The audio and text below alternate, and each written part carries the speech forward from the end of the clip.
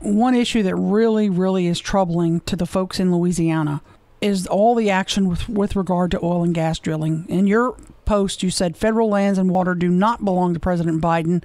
They belong to the people of the United States. And you're introducing the Power Act. What would that act do, and do you have any kind of a shot? No, we don't have a shot with this Congress because there's a slight Democrat majority. But what we would do is we would make sure that leasing can continue in the Gulf of Mexico and on federal lands, continuing to provide the jobs for all those Americans who work in those federal waters and those federal lands, but also continuing to provide the United States with the natural gas and oil that the world is going to demand for several decades more. Now, if we don't produce it, we'll be buying it from countries like Nigeria or Russia or other countries which don't have our environmental standards, which are going to produce the same product, creating jobs there, strengthening their economy, weakening ours as we have a negative balance of trade, and the global greenhouse gas emission profile will worsen. It is a wrong-headed policy on multiple levels, including the environmental, but most importantly for the jobs for the American people.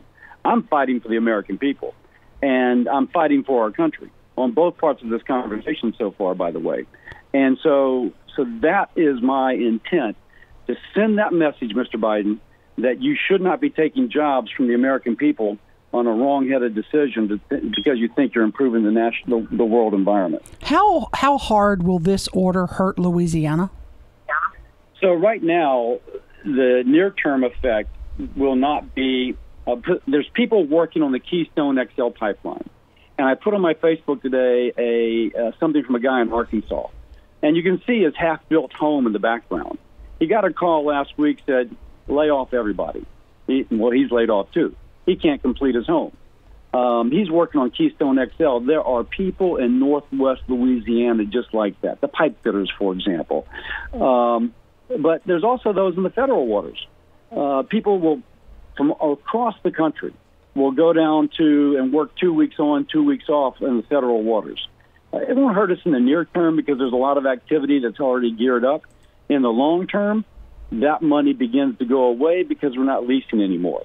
And all those dollars we use, among other things, to help rebuild Louisiana's coastline, to protect us from hurricanes, we no longer have that money to rebuild our coastline. All those jobs created in construction to rebuild our coastline, they aren't there either. There's just a ripple effect on this, which is just wrong-headed, and it's just destructive.